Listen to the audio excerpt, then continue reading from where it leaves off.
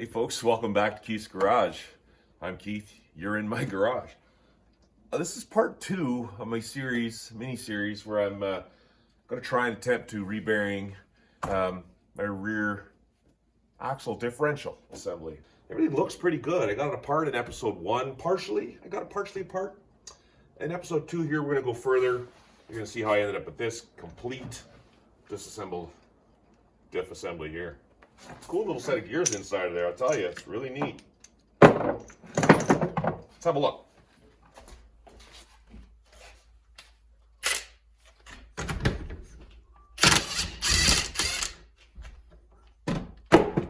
Super easy to take off. Impact. Right, this is the flange and slides over top of the pinion here. We're going to get a puller and pull that off.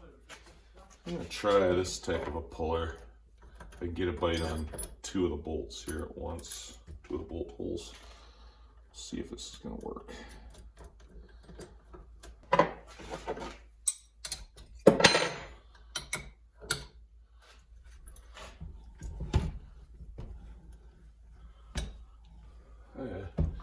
Easily, so not a lot of stress on that. It's coming out very easily, and then all of a sudden my pinion drops out, comes right out the rear. Let's have a look at it. Once again, we are discovering things together because I have never done this. Spacer. I want to keep these in order. A shim. And then bearing stuck in there. Oh, another shim.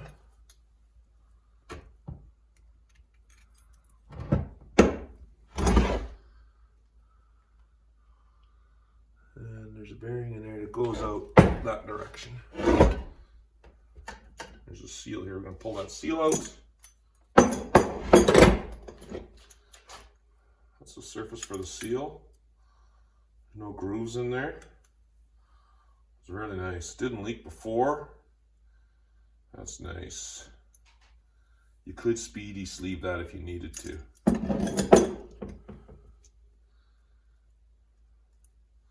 Nice pinion gear. I'll leave those shims there. We gotta get that off. Interesting. Very cool. Very cool. Pull that seal. I'm going to go grab my slide hammer. I really like this slide hammer tool I bought. It works really well. I like the design. It's kind of neat. You put it together however you want to use it. And it's quick and it's easy.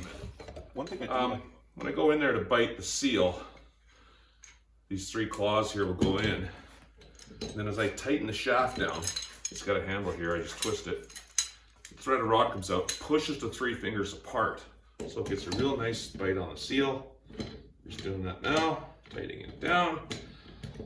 All 3 claws are nicely spread out. And I just give it a good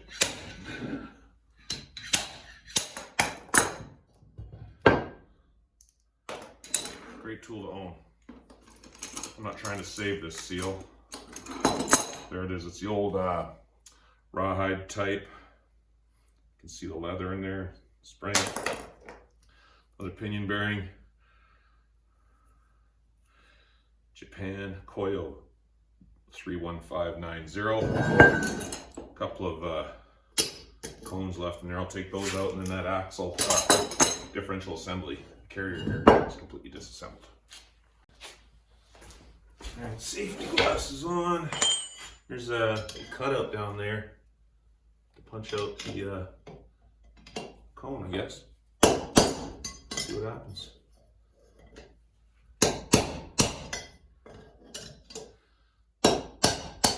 It's going.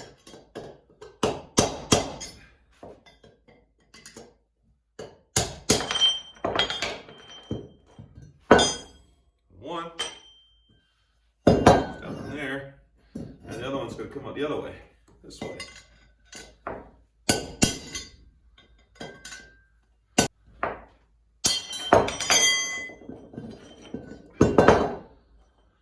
And I'm sure Somebody else has a better way with a stand or a vise or something. But again, this is a Shade Tree Mechanic special job here at home on my garage floor with simple tools.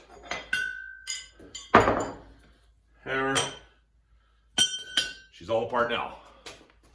I like this. This is very cool. Check out the rating on there.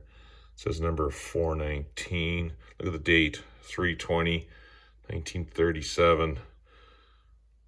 Chrysler Dodge DeSoto Plymouth on there. Stamped, that's upside down. 4.1:1. Very cool, original stuff. So we know that the pinion goes through there, and the pinion is driving the differential set. This is the differential gear set here. The whole is called differential carrier, and the whole thing assembled with the housing is called what? The third member.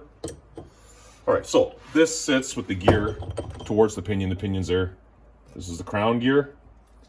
Crown and pinion is on my bench here. So that sits, we cut the bearings off in the last video, here and here.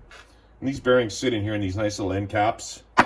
It's not unlike like a main cap on an engine crank. It sits on there and holds the bearing. But the engine uses friction bearings and are oil coated, right?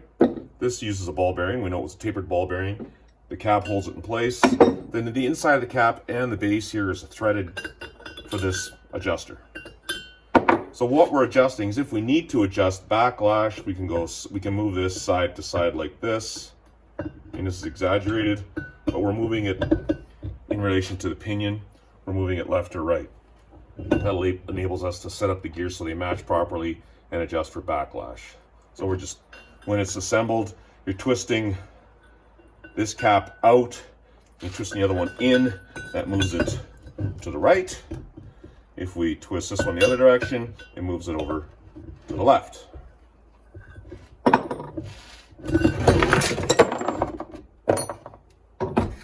Now let's look at the pinion assembly here briefly. So this is how it sits in the car. It's a little tighter, so I got this plate here, but you got a spacer here. This is your input pinion bearing, and this is a there's two bearings in there, support the front and the rear of the housing, in the third member housing there. You got a spacer there, and a couple shims. You saw when I took it apart, a couple shims came out. What you're doing is you're shimming that so that when you put the right amount of torque on the nut, you lock everything down. You don't want this slopping around, this spacer, and you hit your bearings, got play in them, they're slopping around.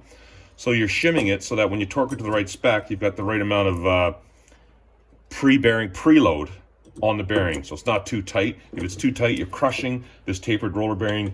This is called the cone. This is the cup. I keep mixing them up when I'm talking here.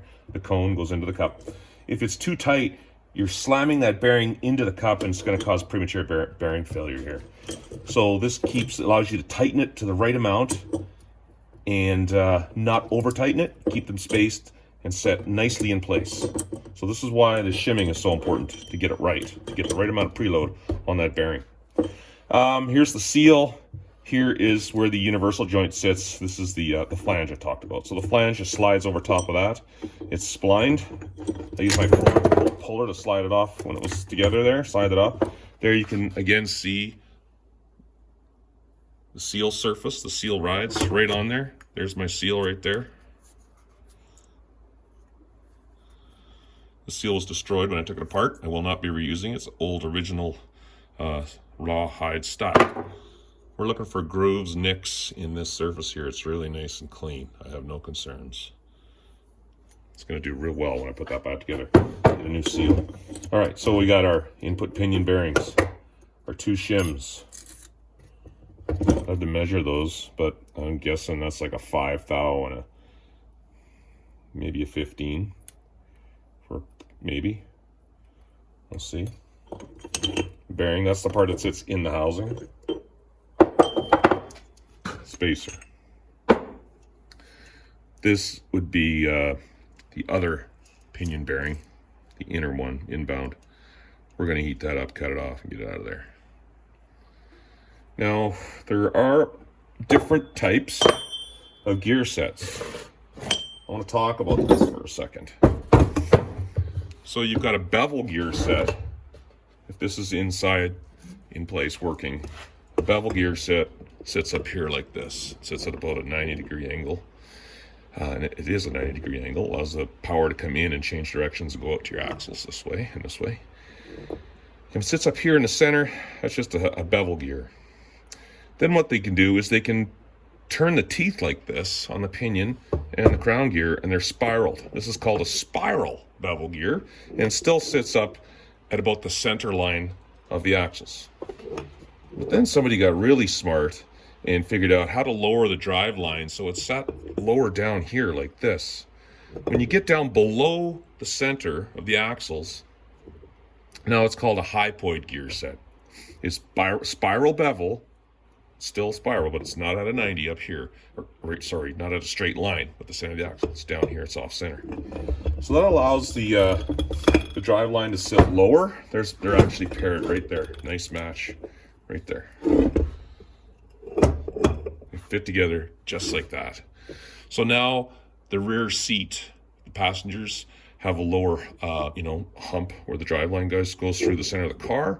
The seat could be maybe a little lower to the cushion in the seat might be a little bit thicker. You don't have this driveline up in your feet anymore. And this is actually stronger because you've got this curved area in the gear tooth here. It's curved. You're getting way more contact surface area of the gear as it goes around the crown gear. Stronger gear set, more power, more life, longer lasting. It's also quieter. It doesn't howl when it's on this angle, so you get better gear contact. It spreads the load over the tooth wider, right? We talked about that, stronger.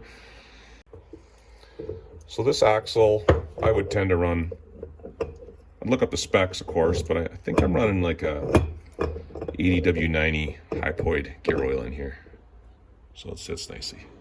So straight cut, bevel, spiral, and then hypoid is down here. Let's get this. This is called the differential carrier. We've got side gears in here, one on each side, one here and one over there, and those are connected to your axles. When the axles turn at different speeds, you get this walking of the internal, these are spider gears. There's a cross in here between all four gears, or in the center, between the spider gears there. We're gonna look at those, take those apart, see if there's any wear on that shaft. That's our thrust block in the center. We get that apart. We're gonna take out all these locked nuts here, pull off the crown gear. Then there's a punch pin here for the center cross. It holds this in place, so you gotta take it all apart. Let's try that. Every crown mounting bolt here has lock tabs on. We gotta push these away from the nuts on all of them to remove these locking tabs. I'm just tapping them with the punch in my hammer there.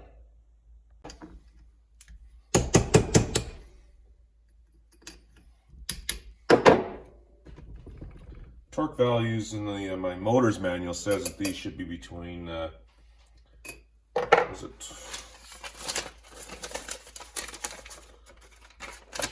35 to 40 foot-pounds for each one of these. So let me check it with my torque wrench before I take them apart, just see how tight they actually are. I did check them with my torque wrench, and they are about 37 foot-pounds. So I'm just going to blast them all off with my impact here.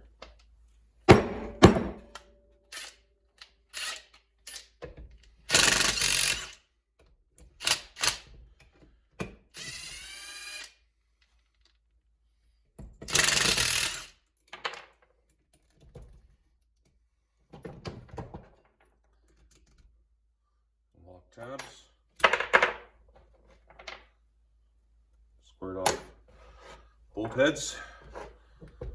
Very similar to the bolts found in the flywheel on the back of the engine. In my motor's manual it says this is crown gears pressed on. I don't know about that. Guess we'll find out. I wasn't expecting it to be pressed on.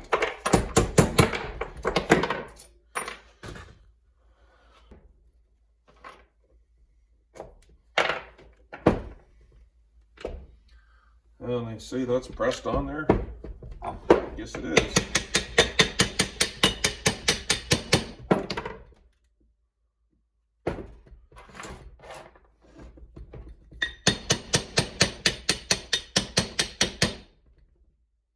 Don't think it's coming off. Yeah, maybe a bit.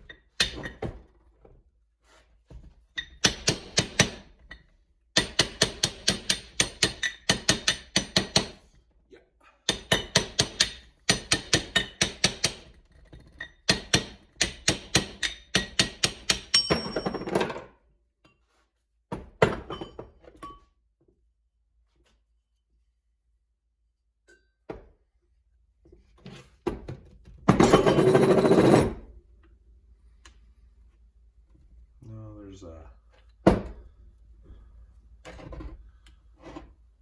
pin in here. Apparently it's got to be driven out. This one.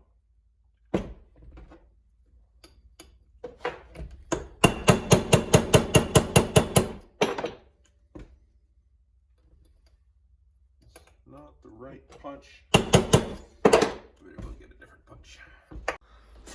This one looks better. So right here, down from the top.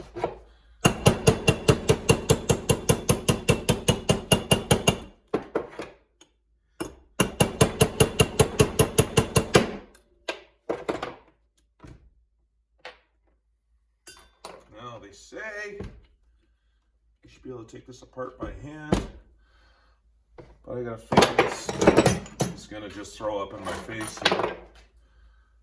And I want to try and see how it goes together. We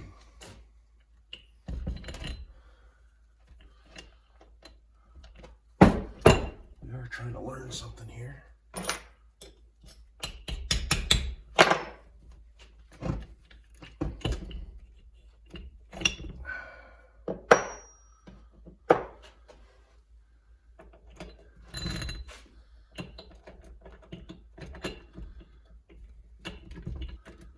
Spacers on each side of the block. 1, 2. This is the famous little block. Oh, I see some thrust washers behind the side gear there.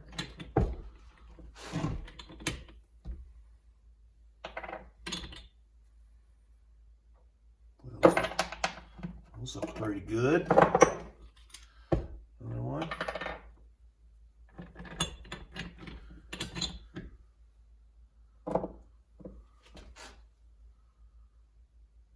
Look good. This block just be a pain in the butt. There we go. Come on. Floating block. Side gear. Thrust washers. Man, this thing's in decent shape.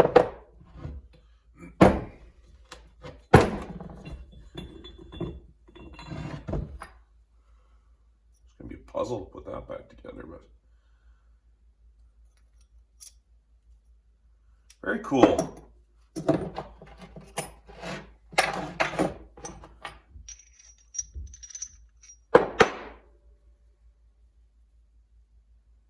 I see an axle shaft rubbing on that block. That's the centering block. Spacers. Well, that's it. She's completely 100% disassembled now. And I think we're going to put everything in the parts washer, an ultrasonic cleaner, degrease everything.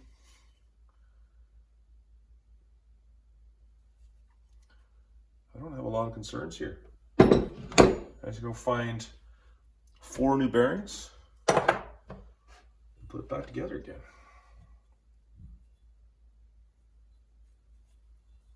Right here with these two gears side by side here, this is a really good example of a bevel gear. It fits together on a 90-degree angle, almost pretty close. It's just the way they cut the gears. Straight cut bevel gear for a 90-degree turn. but the spiral bevel gear is stronger and has more tooth contact. This cross shaft, some people might call it the spider. On some differentials, you'll have an actual cross T. They might call it a spider. I've heard these called spider gears. These are the axle gears. These are what some people call spider gears. And the reason they call spider gears is because a spider walks and crawls, and this gear really crawls around like that when the whole differential is working. So you may hear this called a spider gear.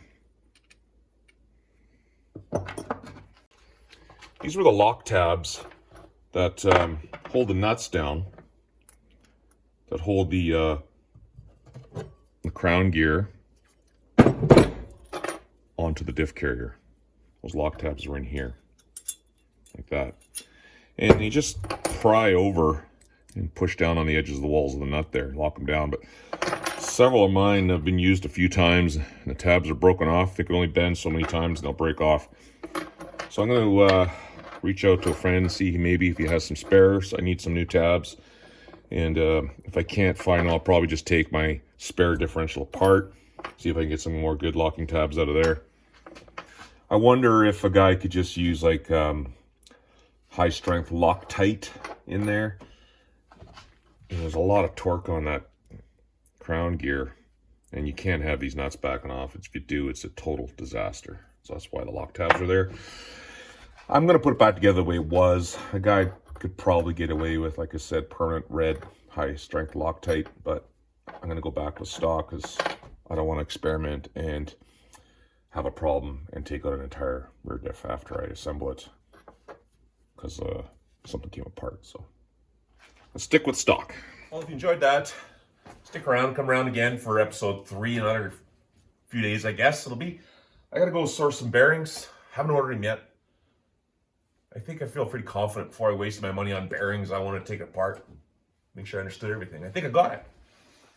So let's go get some bearings and see you on the next episode. You know, there's one thing that kind of I just was interested in. It was cool to see inside in the very center gears in your rear differential there. There's this centering block.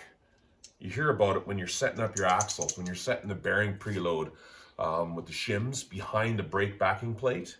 And you get this little centering block, and they just have it try and center it. And I just, you know, it's kind of neat. The end of the axles rub on there, but it's a lot to float on there. You look at it, you see that it's kind of oblong. So when it sits on there, it can move back and forth like that and wiggle. There you go, centering block. See you on the next one, folks. Thanks.